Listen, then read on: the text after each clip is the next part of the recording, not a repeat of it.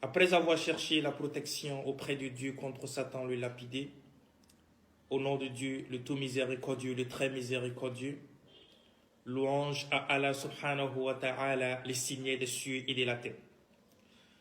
Que la paix et la bénédiction d'Allah subhanahu wa ta'ala soient sur le prophète Mohammed sallallahu alayhi wa sallam. Mes frères et sœurs en islam, je vous salue avec la salutation islamique, votre frère, Cheikh Ali Traoré. Alhamdulillah, aujourd'hui nous avons décidé de partager avec vous une prière très importante, la prière de consultation.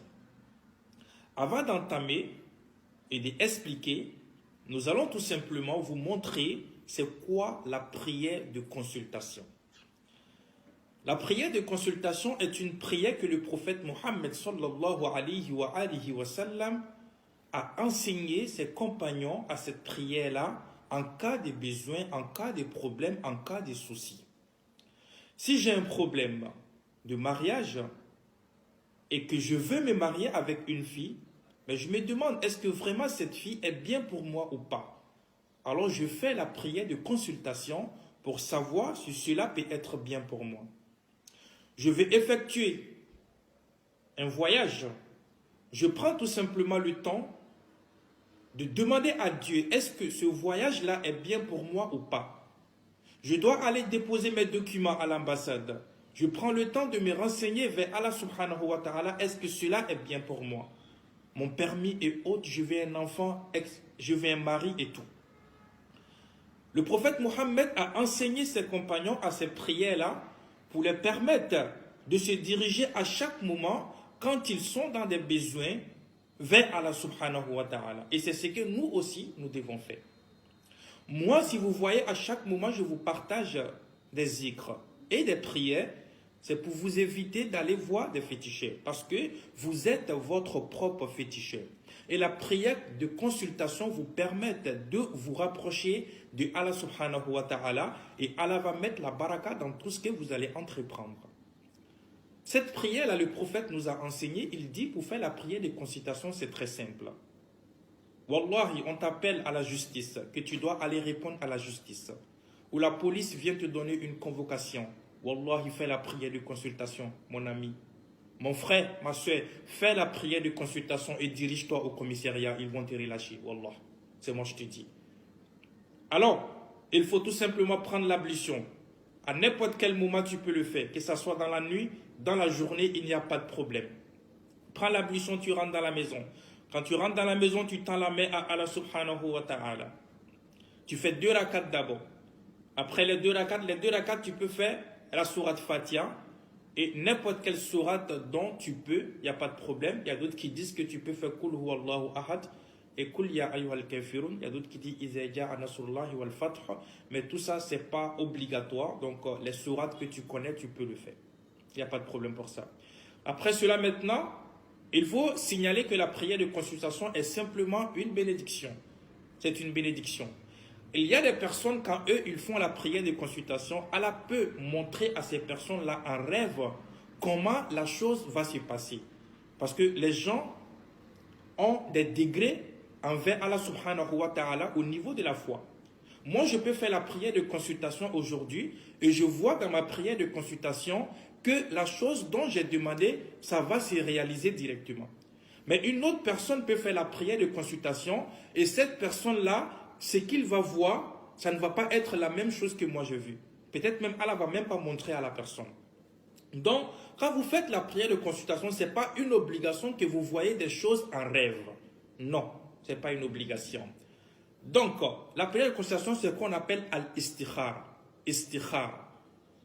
Donc, vous voyez souvent, il y a des personnes qui disent fais istikhara pour moi, fais istikhara pour moi. Non, vous pouvez le faire vous-même. Wallah, c'est très très simple, c'est même pas du tout compliqué. Il n'y a pas d'autre istikhara que l'istikhara du prophète Mohammed sallallahu alayhi wa sallam. Wallah, c'est très simple, c'est pas compliqué. Il y a beaucoup de personnes qui vont vous dire, vous pouvez aussi donner votre istikhara à quelqu'un de le faire. Si vous ne pouvez pas, il n'y a pas de problème. Mais si vous pouvez le faire aussi, c'est très bien. Donc, quand vous finissez de faire les 2 rakats, vous allez tout simplement tendre la main Et vous allez dire, je ne vais pas le prononcer en arabe parce que ça peut être difficile pour vous, mais vous pouvez le prononcer en français directement. Donc quand tu tends la main, tu vas tout simplement dire à Allah subhanahu wa ta'ala, ô Seigneur, je viens prendre conseil auprès de ta science. Je viens prendre la force dans ta force. Je viens te demander ta générosité infinie et ta bonté. Car tu es capable et moi je suis incapable. Car tu sais et moi je ne sais pas. Tu es le meilleur connaisseur du monde inconnu ou invisible. Oh mon Seigneur, donc après cela, tu vas mentionner maintenant ce que tu vas faire.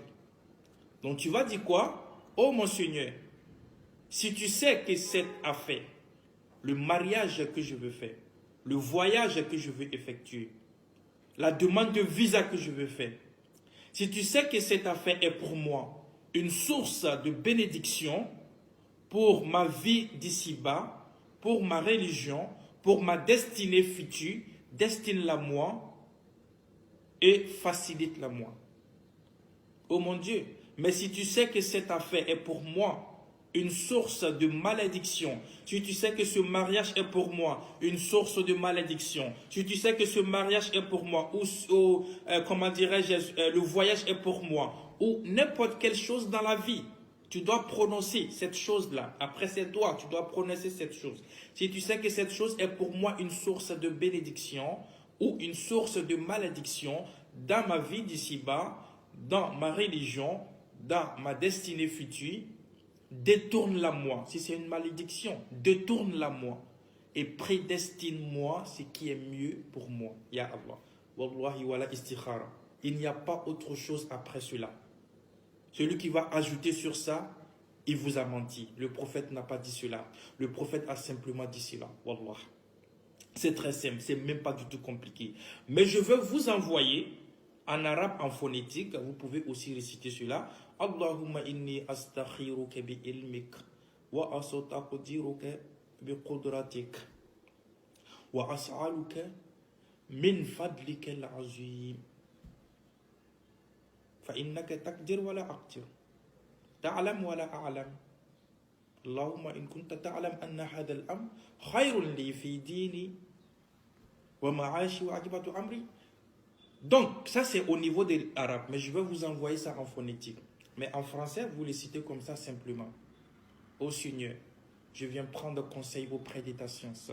Je viens prendre la force dans ta force. Je viens te demander ta générosité infinie. Car tu es capable et je suis incapable. Car tu sais et je ne sais pas. Oh mon Seigneur, si tu sais que cette affaire, mon mariage, mon voyage, est pour moi une source de bénédiction pour ma vie d'ici-bas, pour ma religion, pour ma destinée future, destine-la moi et facilite-la moi. Mais si tu sais que cette affaire est pour moi une source de malédiction pour moi, Ya Allah, détourne-la moi et prédestine-moi ce qui est mieux pour moi, Ya Allah. Voilà istikhara. Je vous remercie vraiment. Et prenez cela en compte. Wallahi, ce sont des hadiths du prophète Mohammed sallallahu alayhi wa sallam. Qu'Allah vous protège, votre frère Cheikh Ali. Partagez cette vidéo avec vos amis. Toutes les personnes qui vont regarder, partagez avec vos amis pour sauver des vies. Et vous avez partagé les hadiths du prophète Mohammed. Et n'oubliez pas de vous abonner sur la page pour plus de vidéos islamiques, Inch'Allah.